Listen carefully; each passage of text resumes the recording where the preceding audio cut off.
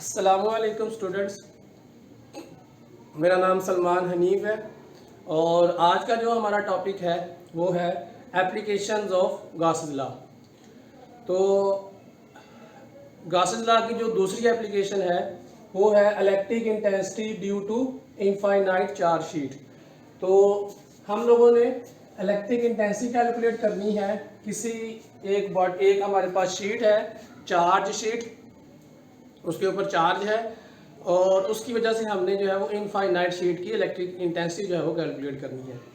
तो सपोज करें हमारे पास एक इनफाइनाइट शीट है, तो उसका हमने एक फाइनाइट हिस्सा, जो आपको ये डायग्राम यहाँ नज़र भी आ रहा है, ये हमने फ़र्ज कर लिया है, ठीक है।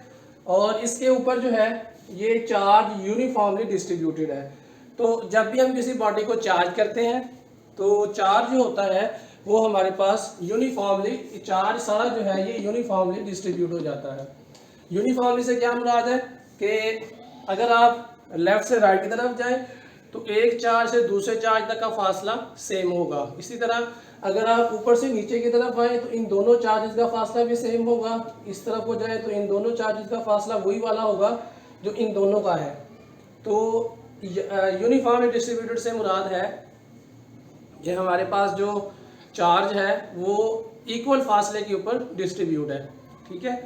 तो उसके बाद हम लोगों ने गॉसेस लॉ को जब भी हमने अप्लाई करना है तो उसकी एक कंडीशन होती है कि हम लोग सबसे पहले Gaussian surface, imaginary Gaussian surface को हम कंसीडर करेंगे। तो सपोज करें हमारे पास जो इमेजिनरी गॉसियन सरफेस है वो in the form of cylinder हमने लिया है, ठीक है। सिलेंडर की मतलब क्या है कि सपोज करें कि ये मेरे पास एक चार्ज शीट है, इसके ऊपर जो है वो पॉजिटिव चार्ज इस तरह से डिस्ट्रीब्यूटेड है, यूनिफॉर्मली डिस्ट्रीब्यूट चार्ज है इस तरह से।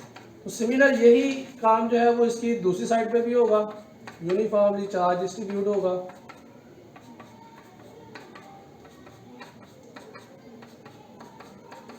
इस तरह से, ठीक है। तो ये देखिए ये यूनिफॉर्मली चार्ज डिस्ट्रीब्यूट आ गया। तो ये ही हिस्सा जो है वो हम लोगों ने लिया है शीट का और इसके दरमियान से हमने ये एक सिलेंडर पास करवा दिया। इस सिलेंडर को हमने नाम दिया है गॉसियन सरफेस का। अब इस सिलेंडर के ऊपर इसकी तीन सरफेस है, एक सरफेस जो राइट साइड की तरफ है, एक सरफेस लेफ्ट साइड की तरफ है और एक ये कर्व सरफेस है, ये वाली, ये कर्व सरफेस ये वाली, ठीक है जी। तो ये तीन सरफेस हैं जिसका हम लोगों ने, ये जहाँ से हम लोगों ने इलेक्ट्रिक फ्लक्स जो है वो कैलकुलेट करना है। तो एक राइट साइड की तरफ, एक लेफ्ट साइड की तरफ और एक जो है वो हमारे पास कर्व पाथ जो है इसकी जो है वो सरफेस है। तो सबसे पहले हम देखते हैं कि इस सरफेस के ऊपर जो राइट साइड की तरफ है इसके ऊपर वेक्टर एरिया की डायरेक्शन क्या है। तो आप जानते हैं कि वेक्टर एरिया क्या होता है, किसी भी सरफेस के ऊपर नॉर्मल को ड्रा करना। तो ये हमारे पास जो है वो वेक्टर एरिया की डायरेक्शन आ जाएगी आउटवर्ड, ठीक है। तो ये जो हमारे पास है इस सरफेस को हम नाम दे देते हैं कि इसको थोड़ा सा छोटा कर लेते हैं ताकि यहाँ पर ड्रा करना हमारे लिए आसान हो जाए। तो ये जो सरफेस है हमारे पास S1, इसको हमने नाम दे दिया S1 और इसके ऊपर जो वेक्टर एरिया है उसकी डायरेक्शन है आउटवर्ड, ठीक है जी। इसी तरह से ये जो दूसरा हमारे पास है सरफेस S2, इसको हमने नाम दे दिया S2 का, ये वाली, और इसके ऊपर जो वेक्टर एरिया की डायरेक्शन है वो है A2 आउटवर्ड, ठीक है जी। तो ये बात तो क्लियर हो गई कि सिलेंडर की जो सरफेस है उसका एरिया वेक्टर की डायरेक्शन इधर को और इस एरिया वेक्टर की डायरेक्शन इधर को। अब क्योंकि देखिए पॉजिटिव चार्ज है तो पॉजिटिव चार्ज की वजह से जो इलेक्ट्रिक फील्ड लाइंस होती हैं वो हमेशा आउटवर्ड होती हैं, तो इसकी डायरेक्शन भी बाहर की तरफ को होगी। तो ये हमारे पास इलेक्ट्रिक फील्ड की डायरेक्शन, इलेक्ट्रिक फील्ड लाइंस की, और ये हमारे पास जो है वो वेक्टर एरिया की डायरेक्शन। तो दोनों जो है वो आपस में पैरेलल है, इस तरह से दोनों जो है वो पैरेलल हैं ऐसे। इनके दरमियान में यहाँ पर जो एंगल आएगा वो 0 डिग्री आएगा। इसी तरह यहाँ पर जो एंगल आएगा वो भी क्या आएगा, 0 डिग्री आएगा। तो यहाँ भी एंगल 0 डिग्री और यहाँ पर भी एंगल जो है वो 0 डिग्री। लेकिन अगर हम कर्व सरफेस की बात करें तो कर्व सरफेस के ऊपर वेक्टर एरिया ये वाला होगा इस तरह से। तो ये इलेक्ट्रिक फील्ड की डायरेक्शन है, ये देखिए ये इलेक्ट्रिक फील्ड की डायरेक्शन है और ये जो है वो हमारे पास सरफेस एरिया आ गया। तो इन दोनों के दरमियान में जो एंगल है वो यहाँ पर जो एंगल होगा वो 90 का होगा। तो हमने करना क्या है, हमने जस्ट सबसे पहले फ्लक्स कैलकुलेट करना है और सरफेस S1। तो फ्लक्स किसके बराबर आएगा, according to Gauss's law flux is equal to होता है, सॉरी गॉसेस लॉ ने अप्लाई करेंगे हम, एक जनरल जो हमने फ्लक्स कैलकुलेट किया है। तो फ्लक्स 1 इज इक्वल टू आ जाएगा E डॉट ए को E डॉट ए, यहाँ से जो फ्लक्स 1 आएगा वो आएगा flux 1 is equal to E a cos theta. अब यहाँ पर देखें कि ये इलेक्ट्रिक फील्ड या इलेक्ट्रिक फील्ड लाइन या इलेक्ट्रिक इंटेंसिटी की डायरेक्शन है और ये हमारे पास वेक्टर एरिया की डायरेक्शन है। तो दोनों के दरमियान में जो एंगल है वो 0 डिग्री है। Since theta is equal to 0 degree, तो जब इसको पुट करेंगे तो फाई 1 इज इक्वल टू आ जाएगा ई ए कोज 0 डिग्री, और हम जानते हैं कि कोज 0 डिग्री जो होता है वो इज इक्वल टू होता है 1 के। तो ये फ्लक्स 1 हमारे पास आ जाएगा ई ए इंटू 1। इसी तरह से हम लोग इस सरफेस 2 का जो फ्लक्स है ये कैलकुलेट करेंगे। तो फ्लक्स 2 किसके बराबर आएगा, फ्लक्स 2 इज इक्वल टू आएगा E2 E डॉट, इसको 2 लिख लें साथ में, उसको 1 लिख लें, E2 ये आएगा। ठीक है जी। अब इसको जब हम लिखेंगे फार्मूले को ओपन करेंगे तो ये बनेगा flux 2 is equal to E2 A2 cos theta. अब यहाँ पर अगेन जो है वो इलेक्ट्रिक फील्ड की डायरेक्शन इस तरफ को और एरिया की डायरेक्शन जो है वो इस तरफ को, दोनों के दरमियान में जो थीटा है, theta is equal to 0 degree. तो कोज 0 डिग्री हमारे पास आ जाएगा वर्ग के बराबर।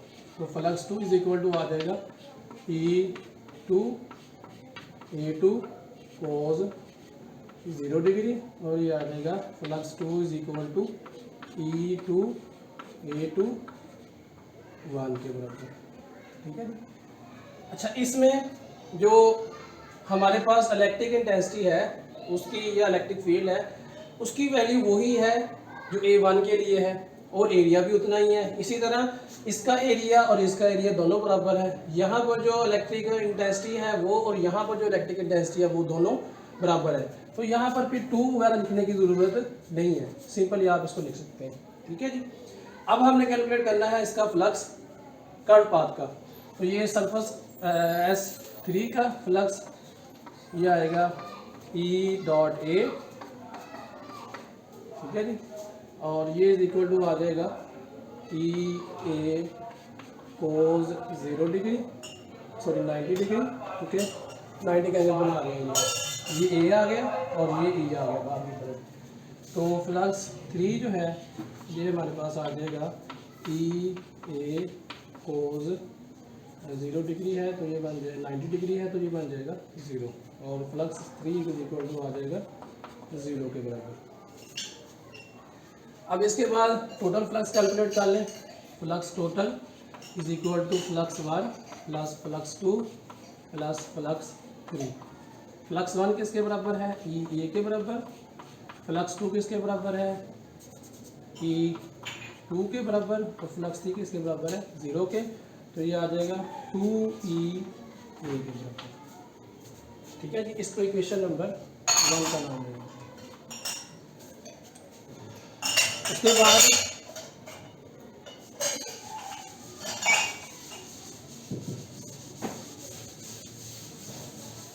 According to Gauss's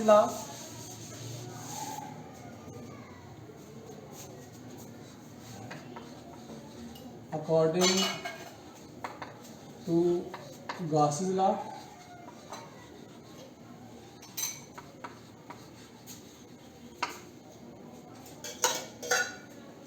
flux is equal to होता है 1/ε0 टाइम टोटल चार्ज। ठीक है जी। और सरफेस चार्ज डेंसिटी जो होती है, सरफेस डेंसिटी ये इज इक्वल टू होती है sigma is equal to Q over A. तो यहाँ से जो क्यू है ये किसके बराबर आ जाएगा, क्यू इज इक्वल टू आ जाएगा, ये इधर आ जाएगा सिग्मा ए के बराबर। ठीक है जी। अब ये क्यू की वैल्यू यहाँ पुट कर दें तो फ्लक्स हमारे पास आ जाएगा 1 over epsilon naught into sigma A. इसको क्वेश्चन नंबर 2 कर दें। क्वेश्चन नंबर 1 और 2 को कंपेयर करें तो हमारे पास आएगा कंपेयर 1 एंड 2। ये आ जाएगा 1 over epsilon naught sigma a is equal to 2 E A.